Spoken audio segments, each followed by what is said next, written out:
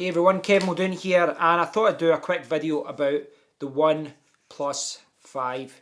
Specifically, what I'd like to do is talk about the build quality. It's kind of a mixed bag, and what I'm going to say is kind of conflicting. I'm not really came to a conclusion as to what I think of the design because I'm kind of conflicted. So I'll explain what I mean. This phone is probably the lightest and the thinnest phone I've ever had. I mean, if you look at it there, it's super thin. Really, really thin. It's very light in the hand. A tiny bit slippy, but not too much. From a design point of view, I've seen some reviewers saying that this is dull and boring, and I can understand that opinion. It's, apart from the OnePlus logo, it's just plastic in the back. It's just black. It's very smooth on the sides. There's a little bit of grey down the bottom, but not much. And it's, there's not much to it. Now, at the end of the day, it's a phone. I don't care whether this has, logos everywhere, flashy colours. Doesn't really matter. But I can see why people say it's boring, because if you look at the design of other phones, my HTC U11 has got a colourful back. It's got aluminium around the side, and it just feels like a more premium phone. It feels like a more premium product that you've bought. Because of that, it's a little bit heavier, which again gives that premium feel. It's the same with the Samsung S8, with the long thin build with the edge kind of screen at the side, and even the Google Pixel, etc. with aluminium.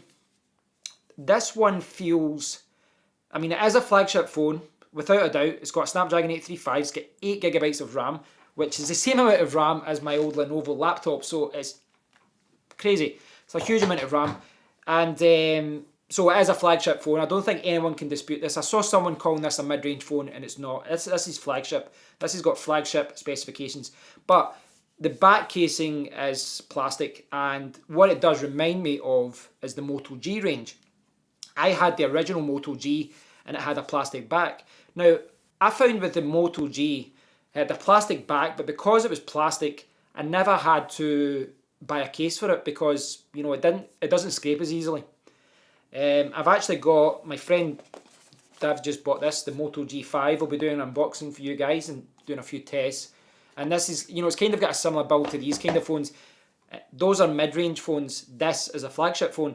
And this does kind of have a build quality that's more associated with mid-range phones. And I think that's fair to say that. I don't think that's bad though, because I don't think the design of the Moto G and other mid-range phones is bad. But it is worth pointing out that it's thin, it's light, it is quite a cool, sexy design, but it's kind of basic in some way as well. Now, after the original Moto G that I had, I can't remember exactly what phone I had, but down the line I had the HTC M8, and I've talked about this before. The HTC M8 was a gorgeous looking phone. It was kind of like an aluminium design, looked fantastic. The problem with that kind of build is that it's a little bit slippy, and that material scrapes so easy. Like, you would just sit it down somewhere and it would just, see it hit the edge of a table and it'd be a big chip on it, it'd be a big scrape. So because of that kind of material, you need to put it on a case. So if you're going to take this sexy phone and put it in a case, there's kind of a good argument then why have you got this, sexy aluminium build, because you're going to hide it with the case. Whereas if you go with something more plastic, then there's maybe less need. Now, this has got a plastic back and all that, but I would, if I owned this, I'd probably still put it in a case. That being said, there's less need to put this in a case than there is something like the HTC U11, because this material isn't going to scrape as easily. The HTC U11's kind of got like aluminium at the side, and I think that'll chip easily. And when it comes to cases, it's really about protecting the screen and also protecting the phone.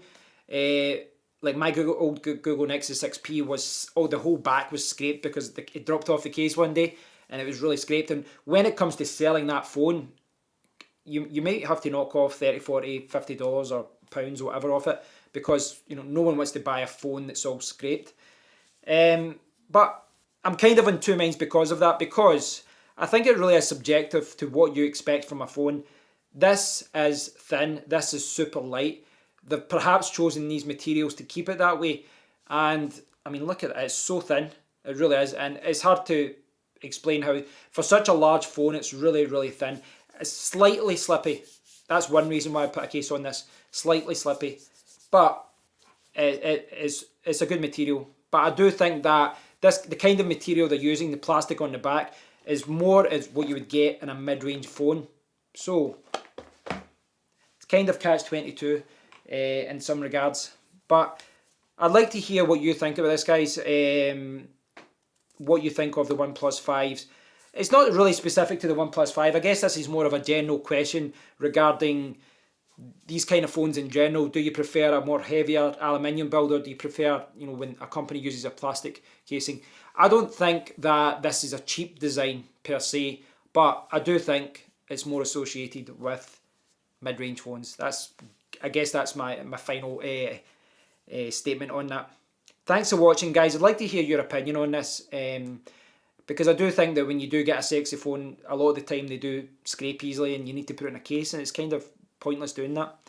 Let me know what you think. Let me know what you do, whether you prefer buying, you know, phones of this kind of plastic design, or whether you prefer to go with something that's a little bit more premium build, a little bit heavier. Speak to you soon, guys. Thanks.